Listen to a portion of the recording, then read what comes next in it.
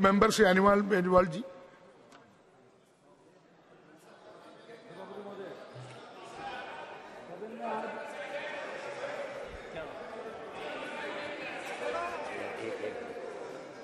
सदन में आज संविधान 128 और स्वतंत्र विधेयक 2023 में चर्चा हो रही है। सभापति महोदय, अच्छा तो ये रहता जब ऑल पार्टी मीटिंग बुलाई थी 17 तारीख को, उसके अंदर ये एजेंडा आता कि हम महिला आरक्षण का बिल लेकर तो विस्तार से उस पर चर्चा होती, सारी जो जानकारी थी सारी पार्टी अपनी बात रखती और उसके बाद इसको रखा जाता। अचानक से विशेष सत्र बुलाया, हम सबको लगा पता नहीं क्या होने वाला, विशेष क्या हो गया सत्र। एक साथ बात चली कि एक साथ चुनाव हो रहे हैं, एक देश एक चुनाव, दूसरे कई तरह के विधेयक लाने की बात चली। लेकिन जब ये बिल लाए, इस बिल का तो मैं और मेरी राष्ट्रीय लोकतांत्रिक पार्टी महिला आरक्षण के पक्षधर हैं, समर्थन करते हैं। लेकिन देश में महिलाओं को उचित प्रतिनिधित्व मिले, महिलाओं के हर क्षेत्र में भागीदारी बढ़े, इस दिशा में हमेशा हमने आवाज भी उठाई। सौज महोदय, बिल जब आया तो शायद कांग्रेस पार्टी के कई नेताओं को भी पता नहीं था, बिल को पढ़ा नहीं, तो कई तो ऐसे भाषण दे रहे थे कि संविधान पूरा ही संशोधन हो गया। देखा था मैंने एक दो लोगों को, वो बिल पढ़ नहीं पाए थे। लेकिन जब बिल को पढ़ा तो इसके अंदर ये लिख दिया कि ये पहली जनगणना जो महिला आरक्षण आपका लागू करेंगे, पहली जनगणना के सुसंगत आंकड़ों को प्रकाशित किए जाने के पश्चात इस प्रयोजन के लिए परिसीमन कार्य के पश्चात प्रभावी होंगे। समझ महोदय, जैसे ये पढ़ा तो समझ में आ गया कि जुमला देश के अंदर आपने फिर छोड़ा। 5 राज्यों के चुनाव है, लोकसभा का 24 में चुनाव है।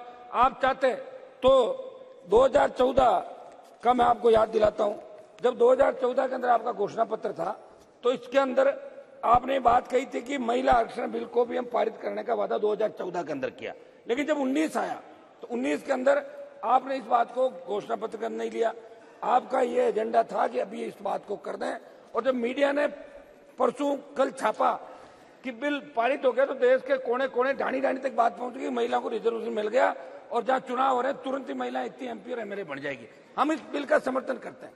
हम चाहते हैं कि महिलाएं आगे बढ़े और इस देश के अंदर आजादी के आंदोलन से लेकर आज तक, चाहे आप लीडरशिप की बात करें, बलिदान की बात करें, लोक देवता हमारे जो हुए, तो महिलाओं ने बढ़ चढ़ के हिस्सा लिया और अपने तलवार की धार से दुश्मनों को झुकाया और भगाया।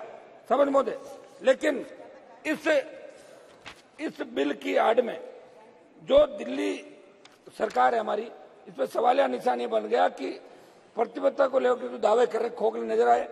जब देश में केंद्र सरकार की नीतियों पर सवाल उठने लगे, महिलाओं पर बढ़ते अत्याचार, अपराध, देश में बेरोजगारी, सेना में अग्निपथ, किसान आंदोलन, महंगाई जैसे मुद्दों पर जनता आपकी सरकार में सवाल कर लगे, उन मुद्दों को गौण करने के लिए आप ये बिल लेकर आ गए। और यदि वास्तव में आपको महिलाओं के आरक्षण को देना चाहते थे तो 14 से एनडीए की सरकार बनने आज 9 वर्षों से अधिक समय होगा। इस वर्षों में आपको महिला आरक्षण का विषय कैसे याद आया? आपकी प्राथमिकता में बिल क्यों नहीं रहा? इसके बारे में भी देश की जनता आपसे जानना चाहती है। सर महोदय, विधेयक में लोकसभा में महिलाओं के लिए स्थानों का आरक्षण जुड़े बिंदु में पढ़ रहा था। मंत्री जी से जानना चाहूंगा कि ओबीसी वर्ग की महिलाओं को प्रतिनिधित्व देने को लेकर आपकी क्या मंशा है? हमारी मांग है कि ओबीसी वर्ग की महिलाओं को भी संविधान प्रदत्त आरक्षण रूपी हक को मद्देनजर उचित प्रतिनिधित्व देने का क्लोज रखा जाए। आप जब जवाब दें तो इस बात पर भी सरकार की मंशा के बारे में बताएं। साल 2010 में स्वर्गीय अरुण जेटली जी जब राज्यसभा में नेता प्रतिपक्ष थे और सदन से महिला आरक्षण बिल के पास होने पर उन्होंने इसे अपने लिए गर्व और सम्मान का ऐतिहासिक पल कहा था।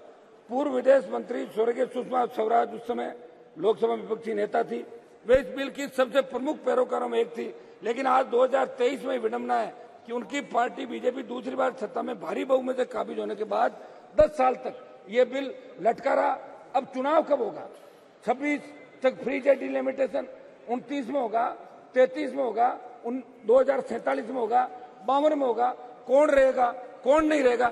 आपने तो जुमला छोड़ दिया। एक मिनट समाप्त करो। तो इसका भी देश आपसे हिसाब मांग रहा है।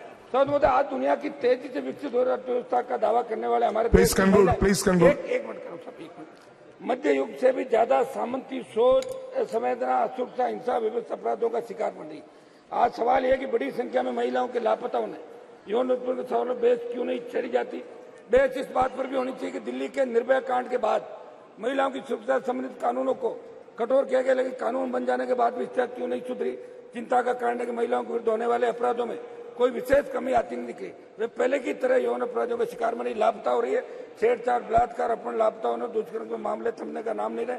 मणिपुर में 2 महिलाओं को निर्वस्त्र कर घुमाए जाने की घटना का वीडियो वायरल हो, या राजस्थान के प्रतापगढ़ में आदिवासी महिला का दरियावद में निर्वस्त्र कर उसका वीडियो वायरल करने का मामला हो, हालात चिंताजनक है। समाज महोदय, राष्ट्रीय आपराधिक रिकॉर्ड ब्यूरो की ओर से संकलित आंकड़ों के अनुसार 19 से 21 के बीच मात्र 3 वर्षों में देश भर में 13 लाख से अधिक लड़कियां और महिलाएं लापता हुई। इस लापता होने वाली लड़कियों और महिलाओं में दलित, आदिवासी जनजाति की संख्या ज्यादा थी। मेरा ये निवेदन please conclude, please conclude, your time is over, please conclude, 1 minute में समाप्त करूं। Please conclude. मैं ये चाहता हूं कि महिला उत्पीड़न पे, महिला अत्याचारों पे भी सदन के अंदर एक दिन चर्चा हो, ताकि अपने माननीय सदस्य अपने आप में बात रख सके। समाज महोदय, मैं लास्ट मेरी बात समाप्त कर रहा हूं। देश के अंदर प्रमुख जो आरक्षण आंदोलन है, आज सदन में महिला आरक्षण पर चर्चा हो रही है। चूंकि आरक्षण का विषय, इसलिए मैं आपके माध्यम से राजस्थान के भरतपुर, धौलपुर सहित अन्य ऐसे राज्य में तो जाट समाज, प्लीज कंक्लूड। एक सेकंड सर, जाट समाज को आरक्षण है ओबीसी का, लेकिन केंद्र में नहीं है। उन्हें केंद्र में ओबीसी नवनीत राणा जी, हरियाणा में, 1 मिनट सर समाप्त करो, लास्ट समाप्त करो। हरियाणा में जाट दर्ज किए गए मुकदमों को वापस दें। राजस्थान, समाप्त कर रहा हूं सर, 1 मिनट दें साहब, आखिरी, ये तो आखिरी, हम तो जाएंगे। तो एक मिनट सर, समाप्त कर रहा हूं, 1 minute please conclude, time is, थोड़ा आप तो ध्यान रखें हमारा। और एक लास्ट 1 मिनट दोहरा, ये गुर्जर आंदोलन, हरियाणा के जाट आरक्षण आंदोलन दर्ज जो मुकदमे थे हरियाणा, राजस्थान के, वो वापस ले जाए। अभी मराठा जो पिछले कई दिनों से महाराष्ट्र के आंदोलन कर रहे हैं, मराठों का इतिहास देखिए, तो मराठा आंदोलन जो